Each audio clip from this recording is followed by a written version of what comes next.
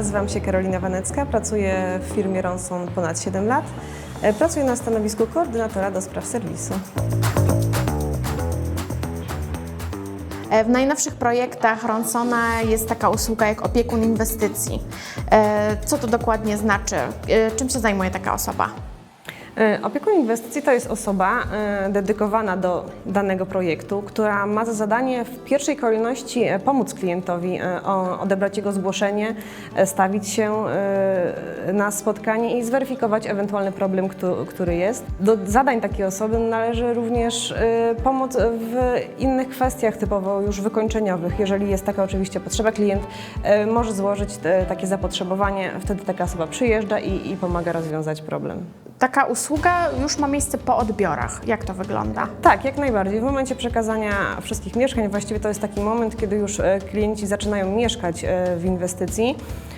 Uruchamiamy taką usługę, aby ten kontakt był też bieżący, tak? Bo wiadomo, w czasie tych prac remontowych zwykle to nie są mieszkańcy, tylko ekipy, także tutaj mają swoich fachowców, podwykonawców. Dopiero w czasie późniejszym, kiedy już budynek zostaje zamieszkany, uruchamiamy taką usługę, aby wspomóc klientów. Czyli to są jakieś drobne naprawy, sprawy wykończeniowe, a jeśli nie uda się tego szybko ogarnąć? To jest tak, głównym zadaniem takiej osoby jest przede wszystkim weryfikacja. Jeżeli jest to problem, którego nie jest w stanie usunąć od ręki na miejscu, wtedy takie zgłoszenie jest przesyłane do nas, jako do strony, jako do dewelopera i procedowane standardowym torem do generalnego wykonawcy. Jakie procedury wprowadziliście, aby te odbiory mieszkań były jak najbardziej bezproblemowe? Generalnie to jest tak, że na etapie realizacji projektu obecni są inspektorzy nadzoru, którzy czuwają nad poszczególnymi etapami, nad wykonywaniem prac, kontrolują również wykonane prace. W czasie późniejszym, już w momencie przekazywania mieszkań, właściwie tuż przed przekazaniem mieszkań, mamy jeszcze wewnętrznego pracownika, to jest inspektor do spraw jakości, który sprawdza każde mieszkanie, każdy taras, każdy ogródek, wszelkie pomieszczenia przynależne, a także teren wokół inwestycji, aby upewnić się, czy rzeczywiście wszystko zostało rzetelnie sprawdzone i potwierdzić, że możemy taki gotowy produkt przekazać klientowi. Przekazywanie informacji klientowi jest bardzo ważne. I co jeszcze możecie zrobić, żeby klient miał tą łatwość w kontakcie z Wami?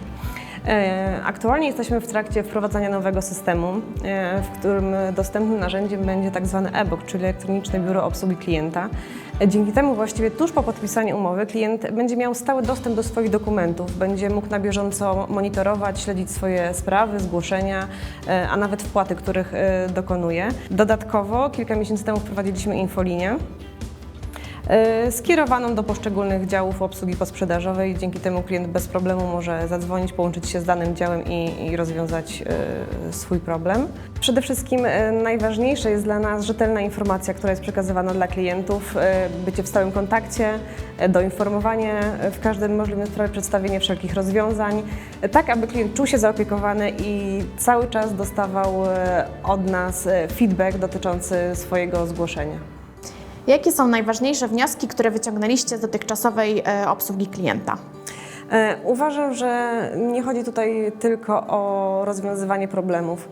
Przede wszystkim chodzi o takie człowieczeństwo, szacunek do drugiego człowieka, wysłuchanie, i oczywiście pomoc w wszelkich możliwych problemach, które klient do nas zgłasza.